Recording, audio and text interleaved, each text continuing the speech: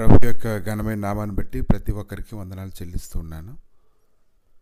ఈ ఉదయకాలాన్ని ఆయన యొక్క సన్నిధి గురించి ధ్యానిస్తూ ఉన్నప్పుడు కీర్తన గ్రంథము 107 అధ్యాయము 30వ వచనం, అవి నిమ్మలమైనవని వారు సంతోషించిరి, వారు కోరిన రేవునకు ఆయన వారిని నడిపించెను.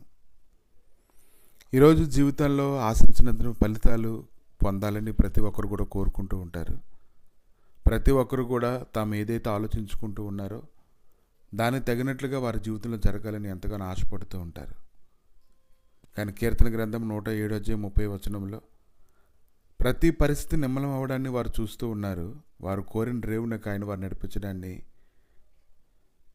దానిని బట్టి వారు ఎంతగానో సంతోషం కలిగింది. యెషయా గ్రంథము 40 అధ్యాయం 31వ వచనంలో, యెహోవా కొరకు ఎదురు చూచి వారు నూతన బలం పొందుదురు, వారు పక్షి రాజుల వలె రెక్కలు చాపి పైకి ఎగురుదురు, సమస్యలకు నడిచిపోవుదురు. కనుక ఇటువంటి అనుభవాన్ని గురించి మనం ధ్యానిస్తూ ఉన్నప్పుడు దేవుడు వారిని తప్పించినటువంటి విధానాన్ని బట్టి ఎంతగానో వారు దేవుని స్తుతించేటువంటి వారుగా ఉన్నారు. అనుదినము అనేక రకాలైనటువంటి శ్రమలను బట్టి, బలహీనతలను బట్టి నలిగిపోయి కృంగిపోయేటువంటి స్థితిలోకి వెళ్ళిపోతున్నటువంటి అనేక మందికి ఈ యొక్క మాటలు ఎంతో ధైర్యాన్ని కలుగు చేస్తాయని నేనైతే నమ్ముతూ ఉన్నాను. కనుక యెహోవా కొరకు ఎదురు చూచి వారు నూతన బలం పొందుదురు, వారు పక్షి రాజుల వలె రెక్కలు చాపి పైకి ఎగురుదురు, అలేక పరిగెత్తుదురు, సమస్యలక నడిచిపోవుదురు. కాబట్టి ఈరోజు దేవుడు ఎటువంటి కృపనిస్తున్నాడో చూడండి. నువ్వు ఖచ్చితంగా ఈ దినాన్ని తప్పించబడ్డావని నేనైతే నీ గురించి నేను చెప్పగలను. అపోస్తలుడైన పౌలు అయితే ఫిలిప్పీలకు రాసినటువంటి పత్రిక 4వ అధ్యాయము 13వ వచనంలో ఆయన అన్నాడు, నన్ను బలపరచు వాని యందు నేను సమస్తము చేయగలను. కనుక దేవుడు నిన్ను బలపరచాలని ఉదయకాలాన కోరుకుంటూ ఉన్నారు. నిర్గమకాండము 19వ అధ్యాయం 4వ వచనంలో, నేను ఐగుప్తీయులకు ఏం చేస్తున్నానో మిమ్మల్ని గ్రద్ద రెక్కల మీద మోసి నా యొద్దకు మిమ్మల్ని ఇట్లు చేర్చుకుంటున్నో మీరు చూచితిరి.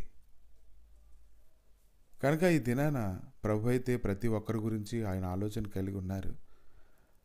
ప్రతి ఒక్కరిని తప్పించడానికి ఆయన ఆలోచన చేస్తూ ఉన్నారు. చుట్టూ ఉండేటువంటి పరిస్థితులు బట్టి, శత్రువులను బట్టి, బలహీనతలను బట్టి చాలామంది కృంగిపోయేటువంటి స్థితిలో ఉంటే ఉండొచ్చు. కానీ ఇదేనా ప్రభు ముందుగానే నీ కొరకు ఒక ప్రణాళికను ఏర్పాటు చేసి దానిలో నడిపించడానికి ఆయన శక్తిమంతుడే ఉన్నాడు.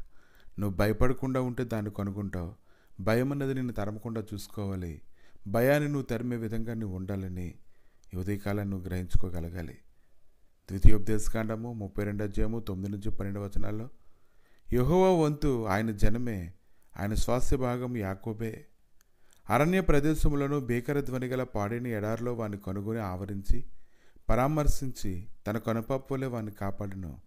పక్షిరాజు తన గూడు రేపి తన పిల్లలపైన అల్లాడుచు రెక్కలు చాపుకొని వాటిని పట్టుకుని తన రెక్కల మీద వాటిని మోయినట్లు యెహోవా వాడిని నడిపించెను.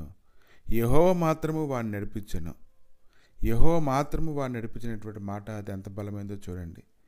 దేవుడే ఈ దినాన ప్రతి ఒక్కరిని కూడా నడిపిస్తూ ఉన్నాడు.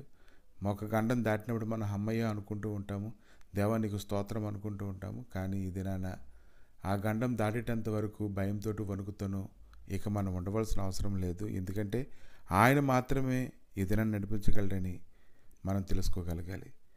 కాబట్టి దావీదైతే ఈ దినాన ఎన్నో విషయాల్లో ఎన్నో ప్రయాసాలు పడుతున్నప్పటికీ దేవుని బట్టి అతను ఎంతగానో ధైర్యం కలిగినటువంటి వాడుగా ఉండి సమస్త విషయంలోనూ కూడా ఆయన గొప్ప బలవంతుడిగా ఉండడాన్ని మనం చూస్తూ ఉన్నాము. 1 కొరింథీయులకు రాసినటువంటి పత్రిక 10వ అధ్యాయం 13వ వచనం, సాధారణంగా మనుషులకు కలుగు శోధన తప్ప మరి ఏది మీకు సంభవింపలేదు. దేవుడు నమ్మదగిన వాడు, మీరు సహింపగలిగినంత కంటే ఎక్కువగా ఆయన మిమ్మల్ని శోధింపబడినీయుడు. అంతేకాదు సహింపగలుగుటకు ఆయన శోధనతో కూడా తప్పించుకునే మార్గంను కలుగు చేయను. కనుక ఇదాన్ని తప్పించుకునేటువంటి మార్గాన్ని దేవుడు ఖచ్చితంగా నీకు ఇస్తాడు. నువ్వు ధైర్యంగా ఉండాలి. అన్ని విషయాల్లోని ఆయన గొప్ప సమాధానాన్ని ఆవరింపజేసి ఈ ఉదయకాలాన్ని గొప్ప నెమ్మది దయచేయను గాక.